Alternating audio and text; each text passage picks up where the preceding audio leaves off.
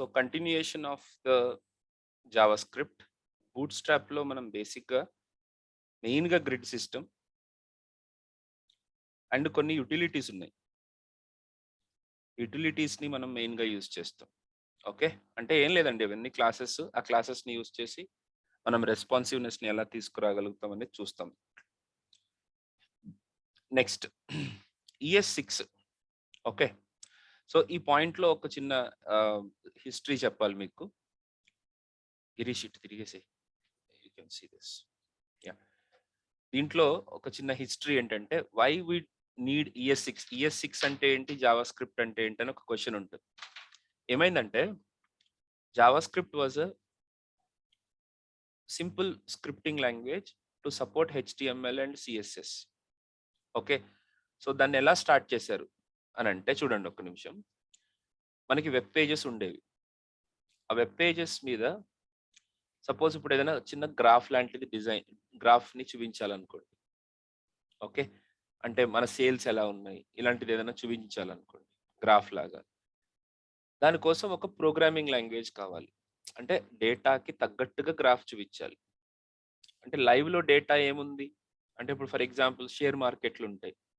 ఒక్కొక్క మూమెంట్‌కి ఆ గ్రాఫ్ అనేది మారుతూ ఉంటది. అంటే లైవ్‌లో ఎక్కడో సర్వర్‌లో ఉన్న డేటాని మనం తెచ్చుకొని, ఆ డేటాకి మనం ఒక గ్రాఫ్‌ని ప్రెజెంట్ చేయాలి. అలా చేయాలంటే HTMLకి, CSS‌కి సినిమా లేదు. అంటే HTML కేవలం కంటెంట్‌ని ఇలా ప్రెజెంట్ చేసేస్తది అంతే. HTML లాంగ్వేజ్‌లో మనం ఏదైనా టెక్స్ట్ పెడితే అది డిస్‌ప్లే చేస్తది. CSS పరిస్థితి ఏంటి? ఓన్లీ కంటెంట్‌ని ఇంకా బెటర్‌గా ప్రెజెంట్ చేయగలుగుతది తప్ప దాని దగ్గర డేటాని ప్రాసెస్ చేసే అంత కేపబిలిటీ లేదు. అంటే ఈ డేటాకి ఇలా రావాలి, ఆ లాజికల్ సెన్స్ అనేది HTML, CSS‌కి లేదు. సో వాళ్ళకొక చిన్న స్క్రిప్టింగ్ లాంగ్వేజ్ గాని, ప్రోగ్రామింగ్ లాంగ్వేజ్ కానీ అవసరం వచ్చింది. అప్పుడు నెట్స్కేప్ నావిగేటర్ ఎవరు అనంటే మన బ్రౌజర్స్ అందరికీ ఫాదర్ అన్నమాట. ఓకే, ఇప్పుడు లేదది. ఇప్పుడున్న బ్రౌజర్స్‌లో మోస్ట్ ఆఫ్ ద బ్రౌజర్స్ ఆ నెట్స్కేప్ నావిగేటర్ నుంచి తెచ్చుకున్న నాలెడ్జే. ఓకే, ఇప్పుడు క్రోమ్ మీరు చూస్తున్నారు. క్రోమ్‌లో పనిచేసిన వాళ్ళు యాక్చువల్‌గా ఇంతకుముందు నెట్స్కేప్ నావిగేటర్‌లో పనిచేసిన వాళ్ళే. మొజిల్లా వీళ్ళందరూ అంతే. అయితే నెట్స్కేప్ నావిగేటర్ అనే బ్రౌజర్‌కి ఇంకో లాంగ్వేజ్ కావాల్సొచ్చిందని చెప్పాను కదా! సో వెబ్ పేజెస్ తయారు చేసే వాళ్ళకి కావాలది అల్టిమేట్‌గా. సో వాళ్ళేం చేశారంటే సన్ మైక్రో సిస్టమ్స్ అని చెప్పేసి మన జావా తయారు చేసిన కంపెనీని అడిగితే వాళ్ళు యాప్లెట్స్ అని ఒక కాన్సెప్ట్‌ని తీసుకొచ్చారు. అదేంటంటే HTML పేజ్‌లోనే మనం యాప్లెట్ అనే దాన్ని పెట్టేసి మనం పేజ్‌ని చూసుకోవచ్చు బ్రౌజర్ మీద. రైట్? అలా చేసినప్పుడు ఏమైంది? యాప్లెట్స్ అనేవి బాగా పనిచేసాయి. ఈవెన్ నేను కూడా చాలా వెబ్‌సైట్స్‌ని యాప్లెట్‌లో డిజైన్ చేశాను, చూసాను. ఓకే. షేర్ ఖాన్ అని చెప్పేసి మన షేర్స్ పర్చేజ్ ఆహ్, సెల్లింగ్ అన్నీ ఉండే ఒక వెబ్‌సైట్ ఉంటుంది. దాన్ని ముందు దీంట్లోనే యాప్లెట్స్‌ని యూజ్ చేశారు. ఓకే. కానీ జావాలో ఉన్న ప్రాబ్లమ్ అంటే యాప్లెట్‌లో ఉన్న ప్రాబ్లమ్ ఏంటంటే దాంట్లో రాసే కోడ్ కావాలనుకుంటే బ్రౌజర్ కాకుండా మన కంప్యూటర్‌లోకి కూడా వెళ్ళిపోగలదు. మన కంప్యూటర్‌లో ఉన్న రిసోర్సెస్‌ని, ఫైల్ సిస్టమ్‌ని, డైరెక్టివ్స్‌ని, డ్రైవ్స్‌ని యాక్సెస్ చేసేయగలుగుతుంది. ఆపరేటింగ్ సిస్టమ్‌ని కూడా యాక్సెస్ చేయగలుగుతుంది. దానివల్ల విపరీతంగా వైరస్ వచ్చింది. అంటే ఓన్లీ ఆ కోడ్ రావడమే కాదు, కోడ్‌తో పాటు ఇంకా చెత్త కూడా వచ్చింది. సో నెట్స్కేప్ నావిగేటర్ వద్దంది. వద్దంటే అప్పుడు లేదు ఇదే మంచిది అని వాళ్ళంటారు. నెట్స్కేప్ నావిగేటర్ ఫైనల్లీ ఆ ఐడియాని డ్రాప్ చేసేసుకొని, మేమే ఒక కొత్త లాంగ్వేజ్ తయారు చేసుకుంటాము అని కరెక్ట్‌గా 10 రోజుల్లో తయారు చేసిన లాంగ్వేజ్ జావా స్క్రిప్ట్. ఓన్లీ 10 రోజుల్లో ఆ టీమ్ అంతా తయారు చేసేసింది. అంటే ఎలా ఉండుంటదంటారు జావా స్క్రిప్ట్? చాలా బేసిక్ ఫీచర్స్ తోటుంది. జావా స్క్రిప్ట్‌ని కనిపెట్టింది కేవలం ఆ ఒక్క చిన్న పర్పస్ కోసమే. ఏంటి? HTMLలో ఉన్న ఏదైనా వేరే గ్రాఫ్‌ని గాని ఇట్లాంటివి డిజైన్ చేయడానికి. కానీ బిగినింగ్‌లో ఫార్మ్స్‌లో ఉండే డేటాని వాలిడేట్ చేయడానికి, HTML, CSS‌ని కంట్రోల్ చేయడానికి మాత్రమే వాడారు. అప్పుడు మిగతా కేపబిలిటీస్ లేవు. స్లోగా జావా స్క్రిప్ట్ యూసేజ్ అనేది పెరిగింది. అప్పుడు వాళ్ళకి ఏమనిపించింది అంటే మనం ఇలా కాదు, ఒక స్టాండర్డ్ ప్రొసీజర్ ఫాలో అవ్వాలి అని చెప్పేసి ఈ లాంగ్వేజెస్‌ని తయారు చేయడానికి ఒక ప్రొసీజర్ కావాలి. అంటే ఒక లాంగ్వేజ్‌లో ఏ ఫీచర్స్ ఉండాలి అనేది ఏ ఒక్క కంపెనీ డిసైడ్ చేయదు. ఒక ఆర్గనైజేషన్ డిసైడ్ చేస్తది. అంటే ఈ లాంగ్వేజ్ వాలిడా? కాదా అని. ఇప్పుడు మనము ఒక ప్రొడక్ట్ తయారు చేస్తే, ఆ ప్రొడక్ట్‌కి ఒక సర్టిఫికేషన్ తీసుకుంటామా? ఆ ప్రొడక్ట్ అనేది కొన్ని స్టాండర్డ్స్‌ని ఫాలో అవుతుంది గదా! ఆ స్టాండర్డ్స్‌ని ఏమంటారు? ఐఎస్ఐ అంటారు. ఐఎస్ఐ స్టాండర్డ్స్ అని ఉంటది కదా! ఇప్పుడు కొన్ని కొన్ని 3 స్టాండర్డ్స్ తోటి కూడా ఉంటాయి. ఓకే. సో, ఆ స్టాండర్డ్స్ అనేవి చెప్పే ఒక ఆర్గనైజేషన్‌ని మనం ఏమంటామంటే ఈసీఎంఏ అంటాం. ఈసీఎంఏ. ఇప్పుడు ఆ ఫుల్ ఫార్మ్స్ అవసరం లేదు. ఈసీఎంఏ. సో, అప్పటినుంచి మన జావా స్క్రిప్ట్ ఆ ఈసీఎంఏ స్టాండర్డ్స్‌ని ఫాలో అవ్వడం స్టార్ట్ చేసింది. Are you getting me? Even ఇప్పుడు మీ పైథాన్ గాని, మన యాక్షన్ స్క్రిప్ట్ అని ఒకటుంటుంది. మన యాక్షన్ స్క్రిప్ట్ అని ఫ్లాష్‌లో వాడతారు. అది గాని, మన జావా స్క్రిప్ట్ కానీ, ఇవన్నీ కూడా ఈసీఎంఏ స్టాండర్డ్స్‌ని ఫాలో అవుతాయి. మరి సి లాంగ్వేజ్ ఏ స్టాండర్డ్స్‌ని ఫాలో అవుతుంది? యాన్సీ అని ఒక స్టాండర్డ్ ఉంటది. ఏఎన్ఎస్ఐ. యాన్సీసీ అంటాం ఇంతకుముందు. ఓకే. మీకు బుక్స్ గూడా యాన్సీసీ అనే బుక్స్ తోటుండేది. అవి యాన్సీ ఫాలో అవుతది. ఇదేమి స్టాండర్డ్స్‌ని ఫాలో అవుతుంది? జావా స్క్రిప్ట్ ఈసీఎంఏ స్టాండర్డ్స్‌ని ఫాలో అవుతుంది. ఎక్మా స్క్రిప్ట్ ఎక్మా ఈసీఎంఏ స్టాండర్డ్స్‌ని ఫాలో అవుతుంది. దాంట్లో ఏం జెప్తారు? వేరియబుల్ ఇలా ఉండాలి. స్కోప్ ఇలా ఉండాలి. ఫంక్షన్స్ ఈ టైప్ ఆఫ్ ఫంక్షన్స్ మీ లాంగ్వేజ్‌లో ఉండాలి అని కొన్ని స్టాండర్డ్స్‌ని రిలీజ్ చేస్తుంది. ఓకే. రైట్. జావా స్క్రిప్ట్ మెల్లగా మెల్లగా మంచి ఊపులోకొచ్చినప్పుడు ఈసీఎంఏ 5 అంటే ఎక్మా స్క్రిప్ట్ 5 స్టాండర్డ్స్‌లో జావా స్క్రిప్ట్ రన్ అవుతుంది. అదే టైంలో మనకి కామర్స్ అప్లికేషన్స్, ఫేస్‌బుక్ అప్లికేషన్స్ ఇట్లాంటి సోషల్ నెట్వర్కింగ్ అప్లికేషన్స్, ఇన్‌ఫాక్ట్ దాన్ని వెబ్ 2.0 అంటాం. అలాంటి అప్లికేషన్స్ అన్నీ జావా స్క్రిప్ట్‌ని విపరీతంగా వాడటం స్టార్ట్ చేసింది. ప్రాబ్లమ్ ఏమొచ్చిందంటే జావా స్క్రిప్ట్‌లో ఉన్న ఫీచర్స్ సరిపోయేవి కాదు. యూసేజ్ ఏమో విపరీతంగా పెరిగిపోయింది. దీంట్లో ఉన్న స్టాండర్డ్స్ సరిపోయేవి కాదు. కరెక్ట్‌గా 2015లో ఈసీఎంఏ ఒక కొత్త స్టాండర్డ్ షీట్‌ని రిలీజ్ చేసింది. దాంట్లో చాలా ఫీచర్స్ చెప్పేసింది. ఇప్పుడు మీరందరూ జావా స్క్రిప్ట్‌ని నేర్చుకుంటున్నారు అనంటే వన్ ఆఫ్ ద రీజన్ ఈసీఎంఏ. ఎందుకంటే విపరీతంగా మల్టిపుల్ ఫీచర్స్‌ని ఒకటేసారి రిలీజ్ చేసేసరికి డెవలపర్స్ హ్యాపీ. నేర్చుకునేవాళ్ళు గాదు. ఆల్రెడీ కొంత నేర్చుకున్న వాళ్ళు హ్యాపీ. ఎందుకంటే కొత్త ఫీచర్స్ వచ్చినియి. మీరు నేర్చుకునేటప్పుడు మీకు ఇబ్బందుంటది. ఇంకొక 4 ఫీచర్‌లు యాడ్ చేయాలా? మళ్ళీ ఇంకా గుర్తుపెట్టుకోవాలా? అని. రైట్? కానీ డెవలపర్స్‌కేంటి? ఓల్డ్ జావా స్క్రిప్ట్‌లో రాసేటప్పుడు వేల లైన్స్ రాస్తే ఈసీఎంఎల్‌లో కొన్ని తక్కువ రాసుకోవచ్చు. ఓకే. కొత్త ఫీచర్స్, కొత్త టెక్నిక్స్ అన్నీ ఇచ్చిందన్నమాట. చెప్పింది. ఇవ్వడం అంటే జావా స్క్రిప్ట్ మళ్ళీ దాన్ని ఇంప్లిమెంట్ చేపిచ్చాలి. ఈ జావా స్క్రిప్ట్ ఇంజిన్స్ అనేవి ఉంటాయన్నమాట. ఇప్పుడు జావా స్క్రిప్ట్‌ని రన్ చేయాలంటే ఇంజిన్స్ కావాలి కదా! ఆ ఇంజిన్స్ ఈసీఎంఏని సపోర్ట్ చేయాలి. ఓకే. ఇదంతా పెద్ద చైను. కానీ స్టాండర్డ్స్ వచ్చినియి. రైట్? ఇక్కడ అసలు ప్రాబ్లమ్ వచ్చింది. ప్రపంచంలో 99% ఆఫ్ ద బ్రౌజర్స్ ఈసీఎంఏ 5 అంటే ఈఎస్5ని మాత్రమే ఫాలో అయ్యే జావా స్క్రిప్ట్ ఇంజిన్స్‌ని కలిగి ఉన్నాయి. కానీ డెవలపర్స్ అందరూ ఈఎస్6 అంటే ఈసీఎంఏ6 దాంట్లో కోడ్ రాసేసారు. ఇప్పుడు ఆ ప్రోగ్రామ్స్‌ని రిలీజ్ చేస్తే అంటే ఆ వెబ్‌సైట్‌లని ఆ జావా స్క్రిప్ట్ తోటున్న వెబ్‌సైట్స్‌ని మన బ్రౌజర్స్‌లో చూసినప్పుడు అది పని చేయట్లేదు. ప్రాబ్లమ్ అర్థమైందా? డెవలపర్స్ రాయడానికి రాసేసారు. కానీ ఆ కోడొచ్చి మన బ్రౌజర్‌లో ఎగ్జిక్యూట్ అవుతుంటే అది వర్క్ అవ్వట్లేదు. సరే క్రోమ్ అంటే అప్‌డేట్ అయింది కాబట్టి వర్క్ అయిందనుకుందాం. ఇప్పుడు మా మావయ్య గారి సిస్టమ్ ఉంటది. మా ఊర్లో. ఆ! ఆయన విండోస్ ఎక్స్పీ వాడుతున్నారు ఇంకా. ఆయన సిస్టంలో ఫ్లిప్‌కార్ట్ ఎలా వర్క్ చేస్తది? అర్థమవుతుందా మీకు నేను చెప్తున్న పాయింట్? పాపం రాయడానికి రాసేస్తున్నారు గానీ, అది రన్ అవ్వట్లేదు. కొత్త ఫీచర్స్ వాడుకుంటే మనం బెటర్‌గా రాయొచ్చు కోడ్. ఒద్ కావాలా కొత్త ఫీచర్స్‌ని మీకు? కావాలా? షూరా? ఓకే. ఏం చేస్తావు కొత్త ఫీచర్స్ తోటి? ఓకే. ఇప్పుడు ఆండ్రాయిడ్ కొత్త వెర్షన్ వచ్చింది. కొత్త ఫీచర్స్ ఉంటాయి. వద్దా? కావాలా? వద్దా? కావాలి కదా! కానీ లాంగ్వేజ్‌లో మాత్రం వద్దంటారు. లెర్నర్స్, డెవలపర్స్ కాదు. డెవలపర్స్‌కి కొత్త ఫీచర్ అంటే ఏముంది? ఉన్నదానికి ఇంకొకటి తెలుసుకుంటారు. బావుందిరా ఇది వాడదాం అనుకుంటారు.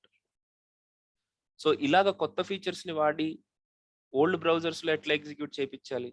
ఇదే పెద్ద ఇష్యూ. అప్పుడే మనకి కంపైలర్స్ కూడా వచ్చినియి. జావా స్క్రిప్ట్ ఫ్ కొత్త వెర్షన్‌లో రాసిన కోడ్‌ని ఓల్డ్ వెర్షన్‌లోకి కన్వర్ట్ చేస్తాయన్నమాట. డెవలపర్స్ ప్రశాంతంగా కొత్త వెర్షన్స్‌లోనే రాసుకోండి కోడ్. ఆ కంపైలర్స్ ఏం చేస్తాయి? కన్వర్ట్ చేసి పాత వెర్షన్‌కి ఇస్తాయి. ఆ పాత వెర్షన్‌తో పాటు మనము పంపిస్తే మన బ్రౌజర్స్ ఎగ్జిక్యూట్ చేస్తాయి. ఈ రకంగా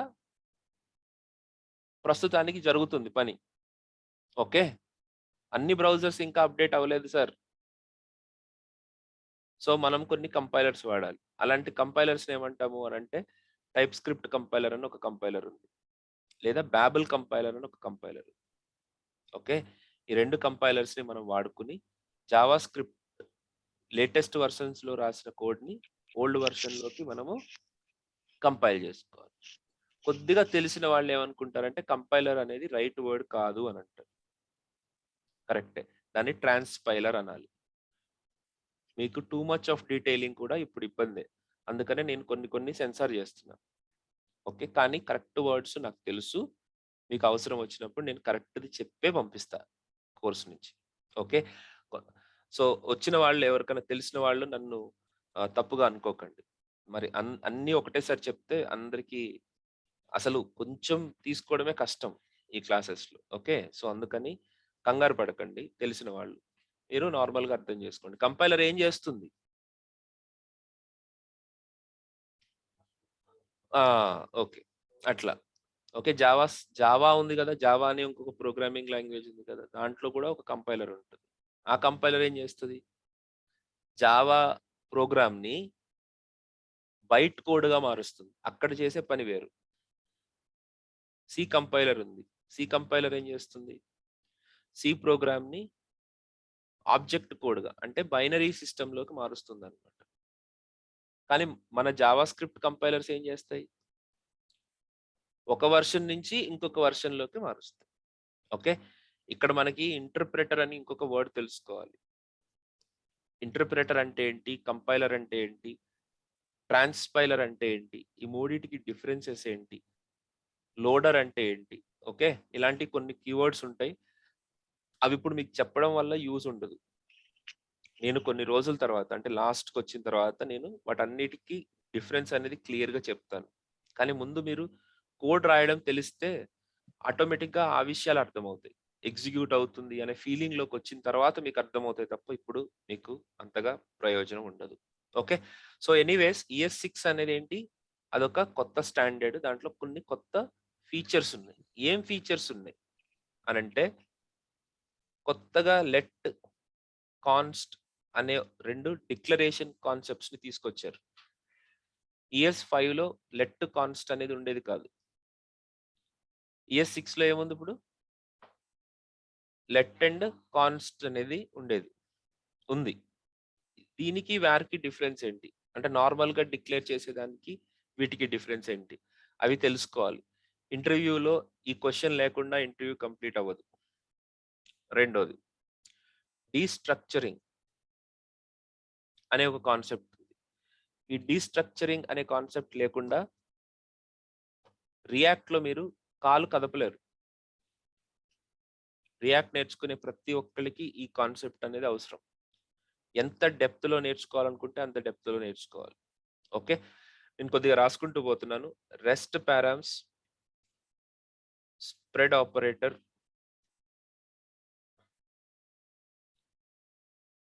ఫంక్షనల్ పారామీటర్స్ అంటే న్యూ ఫంక్షనల్ పారామీటర్స్ దాన్నే default or optional functional parameters ఇవి టెంప్లేట్ స్ట్రింగ్స్ అని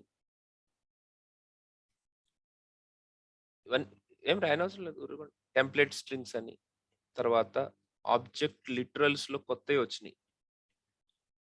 అలాగే కొన్ని కొత్త ఎరే మెథడ్స్ కొన్ని వచ్చినాయి. ఓకే, లేటెస్ట్ గా కూడా ఈఎస్ నెక్స్ట్ అంటాం 9 తర్వాత ఉన్నదాన్ని. దాంట్లో ఇంకా కొన్ని కొత్త మెథడ్స్ వచ్చినాయి. ఇటరేటర్స్, జనరేటర్స్ అనే ఒక కాన్సెప్ట్ వచ్చింది. సింబల్స్ అనే కాన్సెప్ట్ వచ్చింది. తర్వాత అసింక్, ఓకే, ప్రామిసెస్ అనే ఒక కాన్సెప్ట్ వచ్చింది. ఫెచ్, అసింక్, అవైట్, ఇవి కొన్ని ఈఎస్ 7, 8 లో ఉండే ఫీచర్స్ కూడా నేను కొన్ని ఇక్కడే ఇంక్లూడ్ చేసేసాను. అంటే మొత్తం ఈ ఫీచర్స్ అన్నిటి గురించి మనము డిస్కస్ చేస్తాం. ఓకే, ప్రతిదీ ఇంపార్టెంట్ దీంట్లో. ఇది ఇంపార్టెంట్ కాదు అనేది ఏం లేదు. ఇప్పుడు మన స్టూడెంట్స్ కోర్స్ అంతా అయిపోయిన తర్వాత మన దగ్గర నుంచే ఇంటర్వ్యూస్ అటెండ్ అవుతూ ఉంటారు కదా. ప్రతిరోజు వాళ్ళు మీరు ఆ ఇంటర్వ్యూస్ కనుక వింటే ఇన్స్టిట్యూట్కి వచ్చి చదువుకునే వాళ్ళకు ఉండే అడ్వాంటేజ్ ఏంటంటే వాళ్ళందరితోటి ఇంటరాక్షన్ ఉంటుంది. ఇప్పుడు సాదిక్ అనే అబ్బాయి ఉన్నాడు, నీకు తెలుసు. అదే ప్రతిదీ మనం ఏదైతే ఇప్పుడు నీకు దీంట్లో లిస్ట్ చేశానో అవే ఉంటే కావాలంటే ఎక్స్పీరియన్స్ అవ్వండి. ఓకే, అది ఫోన్ కాల్కి వస్తే డైరెక్ట్ గా మేము రికార్డ్ చేస్తాము. ఓకే, ఇది కూడా యూట్యూబ్ లోకి వెళ్తుంది ఓన్లీ. అది జూమ్ కాల్ అయితే మనం ఏం రికార్డ్ చేయలేము. జూమ్ కాల్ కానీ వేరే మీట్ కాల్స్ ని రికార్డ్ చేయలేము. కానీ మీరు చూడొచ్చు వాళ్ళు ఎట్లా అడుగుతున్నారు. అక్కడ కూర్చుంటారు వాళ్ళు, కూర్చుని వాళ్ళు ఇంటర్వ్యూ అటెండ్ అవుతూ ఉంటారు. మీరు పక్క నుంచి చూడొచ్చు అట్లా, ఓకే ఇట్లా జరుగుతుందా ఇంటర్వ్యూ అని. ఇవన్నీ ఎక్స్పీరియన్స్ చేయాలంటే మీరు రావాల్సిందే. ఇంట్లో కూర్చొని చదువుకుంటే రాదు ఇదంతా. ఓకే, అదొక మెయిన్ ఇంపార్టెంట్ ఆస్పెక్ట్. ఇవన్నీ మనం నేర్చుకోవాలి. ప్రతిదానికి డీటెయిలింగ్ గా ఉండాలి. ప్రతిదానికి డీటెయిలింగ్. మనకేమో యాపిల్ కావాలి, కానీ మన పని ఎట్లా ఉంటది అనంటే ఇన్ఫినిక్స్ కంటే దారుణంగా ఉంటుంది. మనం ఫీల్ అవ్వాల్సింది మాత్రం యాపిలే, ఐ వాంట్ యాపిల్. కానీ మనం పని చేసేది మన కష్టం మాత్రం ఆ లెవెల్లో ఉండదు. ఎంత ఫైనెస్ట్ గా కష్టపడాలంటే అసింక్ అవైట్ లో ఏమేమి ఆపర్చునిటీస్ ఉంటాయి, జనరేటర్స్ లో ఏం ఫంక్షన్స్ ఏం పాస్ అవుతూ ఉంటాయి, ప్రామిసెస్ ఎలా ఎందుకు అవసరం అవుతుంది, దీన్ని డిస్కస్ చేయాలి, క్వశ్చన్స్ ఆన్సర్ చేయాలి, ఇవన్నీ చదవాలి, నన్ను అడగాలి. అప్పుడు మీకు ఒక పాయింట్ మీద పూర్తి అవగాహన వస్తుంది. రైట్? Okay, okay. సో ఇవన్నీ ఈఎస్ 6, 7 కి సంబంధించిన కాన్సెప్ట్. తర్వాత టైప్ స్క్రిప్ట్ గురించి నేను డిస్కస్ చేస్తాను. ఏమా ఎనీ క్వశ్చన్? టైప్ స్క్రిప్ట్ లో టైప్స్ ఏంటి, డెకరేటర్స్ ఏంటి, అలాగే యాక్చువల్గా ఈఎస్ 6 లో ఇంకొక ఫీచర్ ఏంటంటే క్లాస్ ని ఇంట్రడ్యూస్ చేశారు. క్లాస్ ఫీచర్స్ ని ఇంట్రడ్యూస్ చేశారు. ఓకే, క్లాస్ ఆబ్జెక్ట్ ని కూడా ఇంట్రడ్యూస్ చేశారు. ఓకే, నెక్స్ట్ క్లాస్ ఇంటర్ఫేసెస్, ఇవి మనకి టైప్ స్క్రిప్ట్ లో ఉంటాయి, దాంట్లో ఉండవు. అలాగే ఈనమ్స్, ఎన్యూమరేటెడ్ వేరియబుల్స్ అని, తర్వాత జెనరిక్ మెథడ్స్ అని ఒకటి ఉంటుంది. ఓకే, ఇవి టైప్ స్క్రిప్ట్ లో మనం నేర్చుకునేవి. Okay, right. ఇవమ్మా మొత్తం మనం ఈఎస్ 6 టైప్ స్క్రిప్ట్ లో మనం చూడబోయేవి. ఈ డెకరేటర్స్ ఈనమ్స్ అవసరమే. జనరేటర్ మెథడ్స్ మనకి రియాక్ట్ వాళ్ళకి అవసరం ఉండదు, కానీ ఆ, మన యాంగులర్ కి చాలా అవసరం అవుతుంది. ఓకే, కానీ చెప్పేస్తాను, నేను కామన్ గానే చెప్తాను. Maybe in the future react లో కూడా వాటన్నిటిని వాడే అవకాశం ఉందని చెప్తున్నారు. Okay, right. నాకు సాధ్యమైనంత వరకు ఉన్న కాన్సెప్ట్స్ అన్ని చెప్పేస్తా. ఇంకా మీ ఇష్టం. తర్వాత కొన్ని నేర్చుకోగలిగితే నేర్చుకోండి. Next, now what is single page application? What is single page application. So రియాక్ట్కి వెళ్ళే ముందు నేను మీకు చెప్పాలనుకునేది సింగిల్ పేజ్ అప్లికేషన్ అంటే ఏంటి అని. ఇప్పుడు మన క్లాస్లో ఉన్న వాళ్ళు ఎవరైనా కరెక్ట్గా డిఫైన్ చేయగలుగుతారా సింగిల్ పేజ్ అప్లికేషన్ అంటే ఏంటి అని?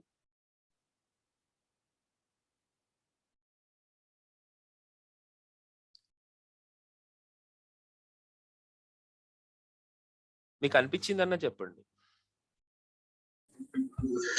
Instead of reloading an entire page, just whatever part we needed, right? Whatever portion, only that particular part will reload. Okay. అంటే ఒక ఎగ్జాంపుల్ Maybe ఏదైనా లాగిన్ ఫామ్ తీసుకున్నాం అనుకోండి. ఆ ఫామ్ ఇప్పుడు ఒక చిన్నది ఏదన్నా నేమ్ ఎంటర్ చేసాము. నేమ్ ఎంటర్ చేసిన తర్వాత మళ్ళీ క్యాన్సిల్ చేసి మళ్ళీ రీ ఎంటర్ చేయాలన్నప్పుడు మొత్తం పేజ్ అంతా రీరెండర్ అయ్యేటప్పుడు, లేదా లాగిన్ బటన్ క్లిక్ చేసాము. లాగిన్ బటన్ క్లిక్ చేసినప్పుడు మనకి మెనూ గానీ, కింద ఫూటర్ గానీ, సైడ్ బారు ఇవన్నీ కామన్ గా ఉంటాయి లాగిన్ అయిన తర్వాత. ఓన్లీ మెయిన్ పేజ్ కంటెంట్ మాత్రం రీరెండర్ అవుతుంటది. లైక్ ఎవరి ప్రొఫైల్ కి తగ్గట్టు వాళ్ళది, లేదా నావిగేషన్ మీద క్లిక్ చేసినప్పుడు. బట్ మెనూలో ఉండే ఐటమ్స్, ఫూటర్ లోది కొన్ని కామన్ ఐటమ్స్ ఉంటాయి. అవన్నీ ఎవ్రీ టైం రీరెండర్ అవ్వాల్సిన అవసరం లేదు. నైస్. ఓకే. ఓకే.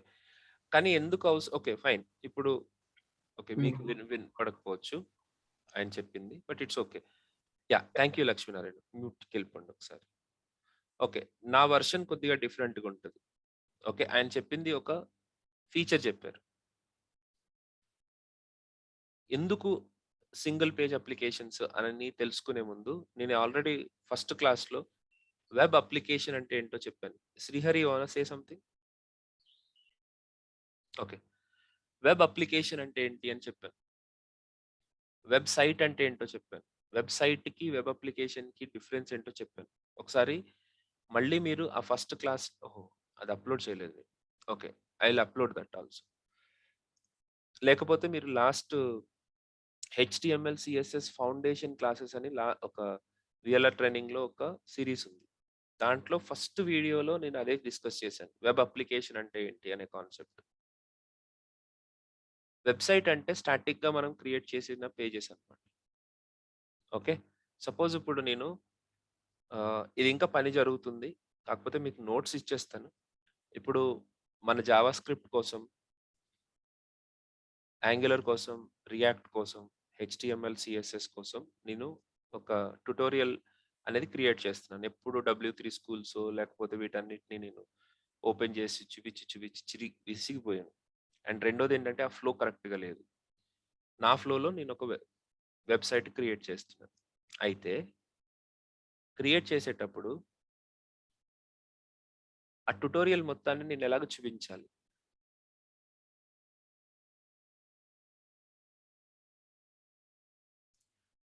ప్రతి ఒక్క టాపిక్ ఇప్పుడు ఫర్ ఎగ్జాంపుల్ హెచ్‌టీఎంఎల్ ఉంది. హెచ్‌టీఎంఎల్‌లో 2 పార్ట్స్ ఉన్నాయి. బేసిక్.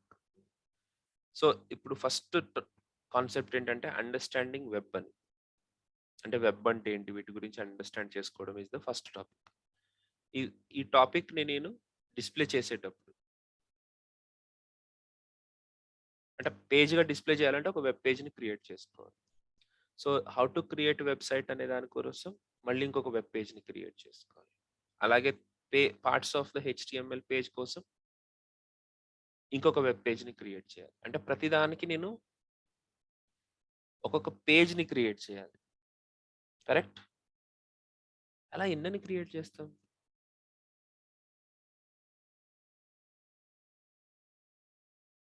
అలా డిస్‌ప్లే కావాలి అనంటే నేను హెచ్‌టీఎంఎల్ పేజ్ క్రియేట్ చేసుకుంటా పోతా ఉంటాను. ఓకే. అట్లా గాకుండా నా కంటెంట్‌ని నేను డేటాబేస్‌లో పెట్టుకుంటాను. ఒక ప్రోగ్రామ్ రాస్తానన్నమాట. ఆ ప్రోగ్రామ్ ఏం చేస్తుంది అనంటే డేటాబేస్‌లోంచి ఆ కంటెంట్‌ని తీసుకొని అదే జనరేట్ చేసేసి ఇస్తుంది. మన హెచ్‌టీఎంఎల్ పేజ్. ఆ హెచ్‌టీఎంఎల్ పేజ్ మన బ్రౌజర్‌లోకొచ్చి లోడ్ అవుతుంది. ఇప్పుడు ఫర్ ఎగ్జాంపుల్ flipkart.com ఉంది. దీంట్లో నేను ఇన్ఫినిక్స్ అని క్లిక్ చేశాననుకోండి. నాకు ఇన్ఫినిక్స్ సంబంధించిన images and phone numbers phones అన్నీ వచ్చినాయి. అదే నేను రియల్‌మీ మీద క్లిక్ చేశాను అనుకోండి. రియల్‌మీకి సంబంధించిన ఫోన్స్ అన్నీ కూడా వచ్చేసినాయి. ఇప్పుడు రియల్‌మీకి సెపరేట్‌గా పేజ్, ఇన్ఫినిక్స్‌కి సెపరేట్‌గా పేజ్ ఉంటదనుకుంటారా? అలా క్రియేట్ చేయాలంటే ఇప్పుడు కొత్త ఫోన్ వస్తే ఏం చేయాలి? ఆ పేజ్‌లోకెళ్ళి ఎడిట్ చేయాలి. సరే, అదన్నా చేస్తాం. ఇప్పుడు ప్రతి ఒక్క ఫోన్‌కి ఒక సెపరేట్ పేజ్ ఉంటది. ఇప్పుడు దీన్ని మళ్ళీ మనం కోడ్ రాసి పెద్ద పేజ్‌ని క్రియేట్ చేస్తామా? సరే చేసాం. ఎన్ని ఫోన్‌లకి చేస్తారు? బన్సల్ అని ఉన్నాడు గదా! ఈయన ఓనరు. ఆయన అర్ధరాత్రి వరకు కూర్చొని, ఈరోజు కొత్త ఫోన్ రిలీజ్ అయింది అని రాస్తా కూర్చుంటాడా పేజీలు? లేకపోతే వాళ్ళ వైఫ్‌ని పిలిపించి "రేయ్! కొద్దిగా పనుంది. ఈ ఇమేజ్ ఎడిట్ చెయ్యి" అని కూర్చుంటాడా? ఇక్కడ ఈ షేప్ మంచిగా వస్తలేదు. ఆ! So, this is not the way. మనము ఈ డీటెయిల్స్ అన్నీ ఒక ఫార్మ్‌లో ఎంటర్ చేసి లోపల పడేయాల. డేటాబేస్‌లో. ఆ పర్టిక్యులర్ ఫోన్ క్లిక్ చేసినప్పుడు డేటాబేస్‌లోంచి ఆ డేటాని పికప్ చేసి, ఆ డేటాకి పేజ్‌ని క్రియేట్ చేసి మనకి జనరేట్ చేసి మనకివ్వాలి. దాన్నే ఏమంటారు? వెబ్ అప్లికేషన్ అంటారు. ఆ ప్రోగ్రామ్స్‌ని వెబ్ అప్లికేషన్స్ అని అంటారు. కానీ ఆ వెబ్ అప్లికేషన్స్‌లో ఒక ప్రాబ్లమ్ ఉంది. ఏంటి ప్రాబ్లమ్ అంటే, ఇప్పుడు చూడండి నేనిక్కడ రియల్‌మీ సి11 2021 ఉంది. దీని మీద క్లిక్ చేయగానే దీని మీద క్లిక్ ఓకే. సరే. ఒక్క నిమిషం. ఇక్కడ ఇన్ఫినిక్స్ మీద నేను క్లిక్ చేయగానే సర్వర్‌కి రిక్వెస్ట్ వెళ్ళి ఇన్ఫినిక్స్‌కి సంబంధించిన పేజ్ నాకు పంపిస్తుంది. రైట్? అంటే ఆ పేజ్‌ని జనరేట్ చేసే పని ఎవరు చేస్తున్నారు? సర్వర్ చేస్తుంది. సర్వర్ ఏం చేస్తుంది? ఆ పేజ్‌ని జనరేట్ చేసి మనకిస్తుంది. రైట్? అంటే ప్రతిసారి సర్వర్ మీద లోడ్ పడుతుంది. అట్లా కాకుండా అది web application. Basic web application nature అది. ఇప్పుడు ఎట్లా జరుగుతుంది? ఇప్పుడు కొత్తగా వచ్చిన ఫీచర్స్ ఏంటి అనంటే, ఫస్ట్ మీరు flipkart.com అని ఎంటర్ చేయగానే సర్వర్‌కి రిక్వెస్ట్ పోయి, సర్వర్ ఈ పర్టిక్యులర్ వెబ్‌సైట్‌కి సంబంధించిన టెంప్లేట్స్ అని అంటారు. హెచ్‌టీఎంఎల్ టెంప్లేట్స్ అని అంటారు. ఆ టెంప్లేట్స్‌ని జావాస్క్రిప్ట్ కోడ్‌ని, సీఎస్ఎస్ కోడ్‌ని సర్వర్ మనకు ముందుగా పంపించేస్తుంది. అంటే కంప్లీట్ పేజ్‌కి సంబంధించిన ఆల్‌మోస్ట్ అన్ని టెంప్లేట్స్ మన దగ్గర ఉంటాయి. అంటే టెంప్లేట్స్ అంటే ఏంటి? ఇదొక టెంప్లేట్ అమ్మా. ఇదొక టెంప్లేట్. ఈ లేఔట్ ఉంది గదా! దీన్ని టెంప్లేట్ ఇదొక టెంప్లేట్. ఇలాంటిది ఒక టెంప్లేట్. అలాగే ఇప్పుడు ఓకే. ఇది సేమ్ టెంప్లేట్ గదా! సేమ్ టెంప్లేట్‌లో డేటా మారుతుంది. ఇప్పుడు వేరే టెంప్లేట్. ఇదొక వేరే టెంప్లేట్. ఇలాంటి టెంప్లేట్స్ అన్నీ ముందుగానే వచ్చేసినాయి మన దగ్గరికి. ఓకే. సో, నేను ఈ పర్టిక్యులర్ ఇన్ఫినిక్స్ మీద క్లిక్ చేయగానే ఏమవుతుంది? ఆ టెంప్లేట్ లోడ్ అయిపోతుంది. లోడ్ అయిపోయి ఓన్లీ డేటా మాత్రమే సర్వర్ నుంచి వస్తుంది. సో, లోడ్ అవ్వడానికి ఎన్ని పేజీలు లోడ్ అవుతున్నాయి? ఫస్ట్ టైమే ఒక్కటే పేజ్ లోడ్ అవుతది. ఆ పేజ్‌లోనే అన్నీ ఉంటాయి టెంప్లేట్స్ అని. ఫ్రమ్ దట్ ఆన్‌వర్డ్స్ సార్ టెక్నికల్‌గా మాట్లాడుకుంటే లేజీ లోడింగ్ అని ఇంకా చాలా చాలా ప్రాసెస్‌లున్నాయి. కానీ మెయిన్‌గా లోడ్ అయ్యే పేజ్ ఒకటే. మేబీ రన్ టైమ్‌లో టెంప్లేట్స్‌ని తెచ్చుకుంటామేమో అవసరమైతే. ఓకే. కానీ మెయిన్‌గా ఫస్ట్ టైమ్ ఏదైతే లోడ్ అవుతుందో అదే లోడ్ అవుతుంది. తర్వాత టెంప్లేట్‌లు మారుతా ఉంటాయి. టెంప్లేట్ మారిన ప్రతిసారి ఆ ప్రొడక్ట్ నీ పేరుని బట్టి డేటా అనేది సర్వర్ నుంచి వస్తుంది. దాంట్లో డిస్‌ప్లే చేస్తుంది. ఇప్పుడు దానివల్ల యూజ్ ఏంటి అనంటే, వాట్ ఈస్ ద యూజ్? అంతే కదా! ఇప్పుడు సరే ఏదో చెప్పావు. దీనివల్ల యూజ్ అనేది అందరూ అర్థం చేసుకోవచ్చు. సపోజ్ ఇప్పుడు నేను ఆల్రెడీ ఒక టెంప్లేట్ లోడ్ చేసేసి ఆల్రెడీ బ్రౌజర్ మీద పెట్టేసి ఉంచాను. ఇప్పుడు ఇక్కడ మళ్ళీ నేను అసూస్‌కెళ్ళాననుకోండి. నేను మళ్ళీ ఆ టెంప్లేట్‌ని చేంజ్ చేయాలా? మళ్ళీ రెండో అంటే చేంజ్ చేసి మళ్ళీ ఫ్రెష్‌గా లోడ్ చేయాలా? అవసరం లేదు కదా! ఏం చేయాలి? Super answer. డేటాని చేంజ్ చేస్తే సరిపోతుంది. అంతేనా? ఇప్పుడు మళ్ళీ ఇక్కడ క్లిక్ చేశాననుకోండి. రియల్‌మీ మీద క్లిక్ చేశాను. ఇప్పుడు ఏం జరగాలి అనంటే సర్వర్ నుంచి డేటా తెచ్చుకో. తెచ్చుకుని అదే టెంప్లేట్‌లో డేటాని చేంజ్ చేసేసేయి. సరిపోయిందా? యెస్. దీనివల్ల ఈ హెడర్ అనేది మళ్ళీ రీరెండర్ అవ్వట్లేదు. ఈ కిందున్న నావ్ బార్ రీరెండర్ అవ్వట్లేదు. కింద ఒక ఫుట్టర్ ఉంటది. ఈ ఫుట్టర్ రీరెండర్ అవ్వట్లేదు. అంటే మళ్ళీ అక్కడి నుంచి రావడమో లేకపోతే రిపీటెడ్‌గా ఎగ్జిక్యూట్ అవ్వడం కూడా జరగట్లేదు. దీన్నే మనం ఏమంటాము సింగిల్ పేజ్ అప్లికేషన్స్ అని అంటాం. ఓకే. నారాయణ్ అనుకుంటా ఆయన పేరు మర్చిపోయాను. ఆయన చెప్పింది ఒక వ్యూ. నేను చెప్తుంది ఇంకొక వ్యూ. ఓకే. ఇలాగ చాలా వ్యూస్ ఉన్నాయి. నేను మీకు ఎగ్జాంపుల్స్ చెప్తాను. అదే మెయిన్ అన్నమాట. ఇప్పుడు మెయిన్ ప్రాబ్లమ్ ఏమవుతుంది అనంటే ఇప్పుడు నేను కంపెనీకెళ్తున్నాను. ఒక కంపెనీకెళ్తున్నాను ప్రతిరోజు. ఆ కంపెనీలో నా రోల్ ఏంటంటే ఆర్కిటెక్ట్స్ ఇచ్చిన ఆర్కిటెక్చర్ డెవలపర్స్ పికప్ చేయలేకపోతున్నారు. దానివల్ల డిలే అయిపోతుంది ప్రొడక్ట్ రిలీజ్. నా రోల్ ఏంటంటే దాంట్లో ఉండే ప్రతి ఒక్క కాన్సెప్ట్‌ని నేను వాళ్ళకి ఎక్స్‌ప్లెయిన్ చేయాలి. ఇదెలా చేస్తారు, ఇదెలా చేస్తారు, ఇదెలా చేస్తారు. ఓకే. వాళ్ళు పికప్ చేసుకోలేకపోతున్నారు. ఎందుకనంటే డిఫరెంట్ వేస్‌లో ఆలోచించలేదు వాళ్ళు. మీకు అయన్నీ అవసరమా అంటే దట్స్ అప్ టు యూ. మీరు డిఫరెంట్ వేస్‌లో ఒక యాస్పెక్ట్ గురించి ఆలోచించగలిగి ఉండాలి. సింగిల్ పేజ్ అప్లికేషన్ గురించి మనము ఇంకా డిఫరెంట్ ఎగ్జాంపుల్స్‌ని తీసుకొని మనం అనలైజ్ చేస్తూ ఉంటాం. కానీ ఈ రోజు నుంచి మీరు ఏ వెబ్‌సైట్ ఓపెన్ చేసినా, ఏ వెబ్ ఏదైనా ఓపెన్ చేసినా బ్రౌజర్‌లో ఒకటి అబ్జర్వ్ చేయండి. ఏదైనా క్లిక్ చేస్తే ఈ ఈ ఈ ఈ రిఫ్రెష్ బటన్ ఉంది చూసారా? ఈ లోడింగ్ బటన్. అది క్రాస్ వచ్చి మళ్ళీ లోడ్ అవుతుందా లేదా చూడండి. ఫర్ ఎగ్జాంపుల్ హ్మ్. మొబైల్‌లో ఇక్కడ చూపిస్తాను. ఇక్కడే వస్తది. ఇక్కడ కూడా వస్తది. వస్తది. మన వీఎల్ఆర్ ట్రైనింగ్. ఇది ఇలా కనపడుతుంది కదా! ఇప్పుడు నేను ఇక్కడ కోర్స్ మీద క్లిక్ చేయగానే ఈ లెఫ్ట్ సైడ్‌లో రీలోడ్ అవుతుంది చూడండి. క్రాస్ వచ్చి అది మొత్తం లోడ్ అయిన తర్వాత ఆగుతుంది. ఇది సింగిల్ పేజ్ అప్లికేషన్ కాదు. ఇది నార్మల్ వెబ్ అప్లికేషన్. అదే మీరు if you go to Flipkart మీరిక్కడ నేను హోనర్ మీద క్లిక్ చేస్తున్నాను. అబ్జర్వ్ హియర్ ఇది రీలోడ్ అయిందా? కాలేదు. ఇది సింగిల్ పేజ్ అప్లికేషన్. మీరు కావాలనుకుంటే జీమెయిల్ ఓపెన్ చేసుకోండి.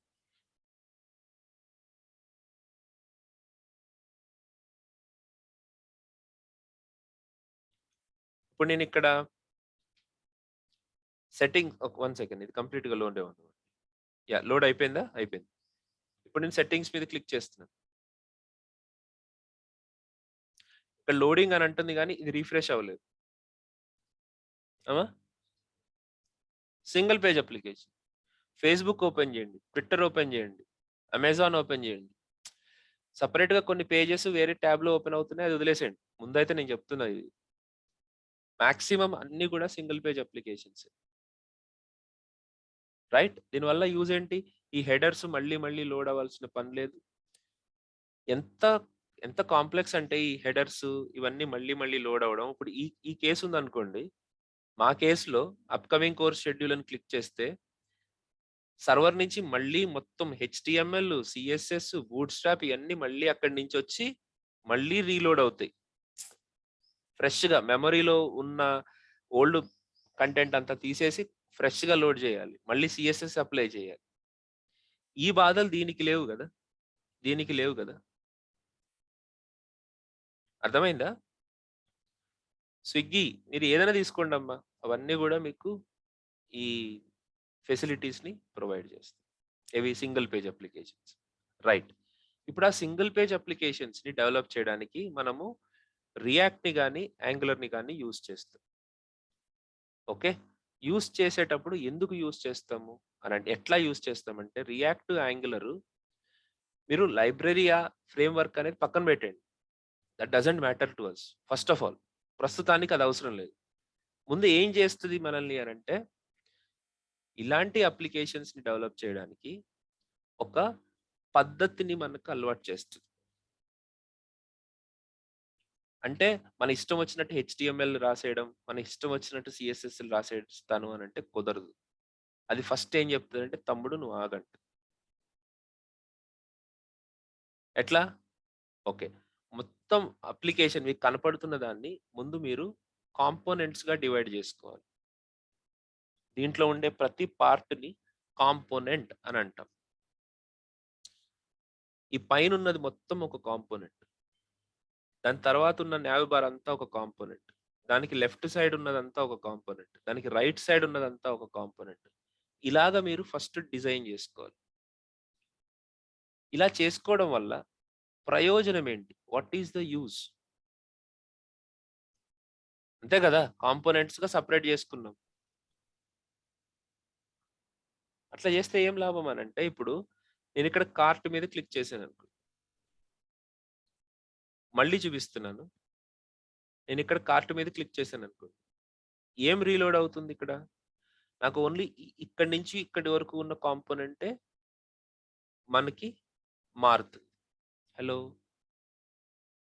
Is it clear? ఒక కాంపోనెంట్ ని మారిస్తే సరిపోతుంది, పూరా పేజ్ ని కాకుండా. సపరేట్ కాంపోనెంట్లు పెట్టుకుంటే అదే కదా అడ్వాంటేజ్, రైట్? ఇప్పుడు ఫర్ ఎగ్జాంపుల్ మొబైల్లో అలా అవ్వకుండదు. నా దగ్గర ఒక మంచి కెమెరా ఉంది. కెమెరా కోసమే నేను నా మొబైల్‌ని కొనుక్కున్నాను. ఓకే. సపోజ్ ఈ కెమెరాలో, ఈ మొబైల్‌లో ఈ స్క్రీన్ కనుక పగిలిందనుకోండి. అప్పుడేం చేస్తాము? స్క్రీన్ మాత్రమే తీస్తాం గదా! మొత్తం మొబైల్‌లో ఉన్నయన్నీ చేంజ్ చేయాల్సిన పని లేదు కదా! ఇఫ్ స్క్రీన్ పాడైతే. సపోజ్ ఇప్పుడు మదర్ బోర్డ్ ఉంది. ప్రాసెసర్ నా కంప్యూటర్‌లో నా మొబైల్‌లో ప్రాసెసర్ పాడైంది. దాన్ని రీప్లేస్ చేయలేము యాక్చువల్‌గా. ఎందుకు? అవన్నీ ఫ్యాబ్రికేట్ అయిపోయి ఒకటే యూనిట్‌గా ఉంచేసారు. ర్యామ్ పాడైంది. అప్పుడు ర్యామ్ రీప్లేస్ చేయాలి. ఆర్ యూ గెట్టింగ్ మీ? ఇప్పుడు కంప్యూటర్ నా పెద్ద డెస్క్‌టాప్ ఇక్కడ ఉంది. దీంట్లో ర్యామ్ నేను మార్చుకోవాలనుకున్నాను. కేవలం ఆ ర్యామ్ తీసేసి ఇంకొక అంటే మీరు సెపరేట్ కాంపోనెంట్స్‌గా పెట్టుకోవడం వల్ల వచ్చే యూజ్ ఏంటి? Reusability. Very nice word. Reusability and maintainability. ఇప్పుడు నేను చెప్పిన ఎగ్జాంపుల్స్ అన్ని మెయింటెనెన్స్ కోసం చెప్తున్నాను. రీయూజబిలిటీ అంటే ఎలా ఉంటుంది అనంటే సపోజ్ ఇప్పుడు ఇది పాడైంది ఓకే. కానీ దీంట్లో చాలా కాంపోనెంట్స్ పనికొచ్చే కాంపోనెంట్స్ ఉన్నాయి. వాటిని వేరే కంప్యూటర్‌లో వాడుకోవచ్చు కదా!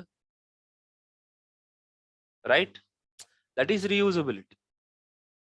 అంటే ఇప్పుడు డెస్క్‌టాప్ హార్డ్‌వేర్ ప్రొసీజర్ వేరు, సాఫ్ట్‌వేర్ ప్రొసీజర్ వేరు. అక్కడ రీయూజ్ చేసుకోవాలి అనంటే దాన్ని తీసి వేరే చోట వాడుకుంటాం. ఇక్కడ సాఫ్ట్‌వేర్‌లో ఏంటంటే సపోజ్ నువ్వు ఆల్రెడీ ఒక లాగిన్ మెకానిజం క్రియేట్ చేసావనుకో.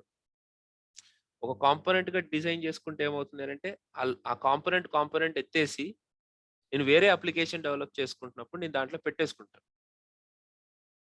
నేను మళ్ళీ లాగిన్ కోసం కోడ్ అంతా రాయనవసరం లేదు. రిజిస్ట్రేషన్ చేయడం కోసం కోడ్ అంతా రాయనవసరం లేదు.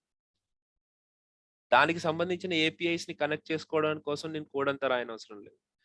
ఈ కంప్లీట్ ప్రొసీజర్ దాన్నే user authentication and authorization module అంటాం మేము. ఆ మాడ్యూల్‌లో కాంపోనెంట్స్ అన్ని ఫిక్స్‌డ్ మాకు. నేను వర్క్ చేస్తే ఒక్కటేసారి చేసి ఉంటాను. ఒకసారి login authentication and authorization module అని ఒకటి డెవలప్ చేశాం. ఆ కంపెనీలో ఎన్ని ప్రాజెక్ట్‌లు వచ్చినా సరే అందరికీ అదే మాడ్యూల్. కాకపోతే వాళ్ళ లోగోలు చేంజ్ చేసి ఇస్తాం అంతే. ఎందుకంటే దానికోసం నేను పని చేయకూడదు. కానీ మేము క్లెయిమ్ చేసుకుంటాం. లాగిన్ అథెంటికేషన్ కోసం we have spend 180 hours. Already మేము చేసాము. నేను అంత పకడ్బందీగా చేసుకున్నాం కాబట్టి మళ్ళీ దాని గురించి